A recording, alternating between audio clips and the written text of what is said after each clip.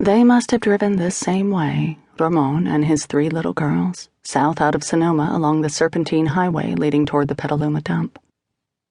The hills on either side of the road rise and fall as they reach toward the horizon, and on that morning they would have been cloaked in gray slumber before the dawn. As her father drove, Carmina was aware of the occasional passing car, and every few minutes she'd ask him where they were going. He finally told me to shut up and sit down, she remembers. Now we were terrified. Something was very wrong. It seemed like we drove for a long time. Then I was aware that we had turned onto a dirt road, and then we stopped. Something had changed. The air seemed thick for some reason, and everything was silent. There were no sounds at all. We were just lambs being led to the slaughter. Outside the car, it was just about dawn, so the light was dull and gray. Inside, the shadows were darker. Everything was black and white, including her father's face as he turned toward them. I remember looking over at Sophia. She was holding baby Teresa, who was asleep. Then he called to me. "Carmina, get up here." He didn't sound like Papa anymore. I don't know how to explain it, but it wasn't his voice. I was afraid, but I didn't know what else to do. I started to go up, but Sophia said no. She pushed me down on the floor behind his seat and motioned for me to stay there. Ramon demanded that Sophia hand him Teresa. But she wouldn't. Maybe she saw the knife. She held on tight, but he leaned over the seat and took the baby. She wasn't strong enough to hold on. Carmina grows quiet, sniffling every few seconds as the car turns onto the gravel road into the dump where the nightmare began.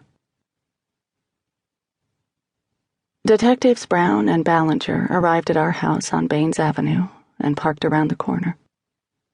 They knew the street was only a block long, and they didn't want to take the chance that my father would spot them if he was there. Mike Brown was sure they were going to catch Ramon Salcido. He just hoped it wasn't too late for whoever else might have been in the home. They had no idea what they were getting into.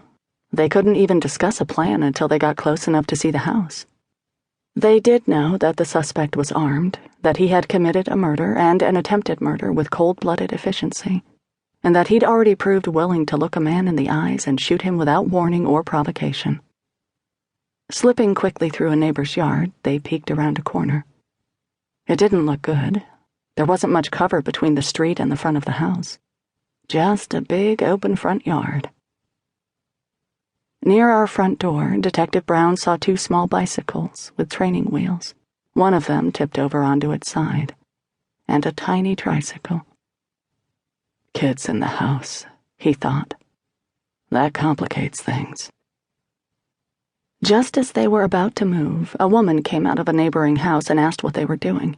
"Sheriff's Department, get back in your house," Brown demanded. When the woman retreated, the 2 detectives rushed forward, their .45 caliber semi-automatic handguns held shoulder high, aimed at the house. As he advanced, Brown saw a bright red smear across the white front door. Blood. Reaching the house, Ballinger positioned himself to the side of the door. Brown crouched beneath the large picture window. He popped up to look in the window, then dropped out of sight. In that split second, he saw blood splatters inside the house, on the wall opposite the window. Ballinger pushed the door open slowly and took a quick look inside. Then, as Mike Brown covered him at the picture window, he went in the doorway and found himself in the living room with my parents' bed in it. A second later, Brown followed him inside, clearing the television room as Ballinger covered him from anyone suddenly appearing in the hall. Furniture was overturned. The television was on, and the screen was splattered with blood, as was the wall behind it. There were more blood spatters and smears on the walls in the hallway.